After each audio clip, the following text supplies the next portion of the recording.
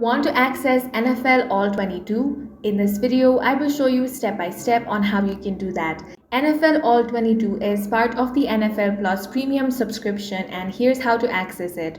First, you want to sign up for NFL Plus Premium at nfl.com/plus, or you can also use the NFL app on your phone. Once the subscription is active, open the NFL app or head over to nfl.com and sign into your account. From the menu, you want to navigate to Games and select a past matchup. Scroll down to Game Replay section. You see viewing options like Full Replay, Condensed Replay, and All-22 Coaches Film. Choose All-22 to watch the game from both sideline and end zone angles, giving you the same field view coaches use for analysis. Keep in mind, All-22 is only available after games have ended, and it's best to watch on larger screen via your browser or tablet.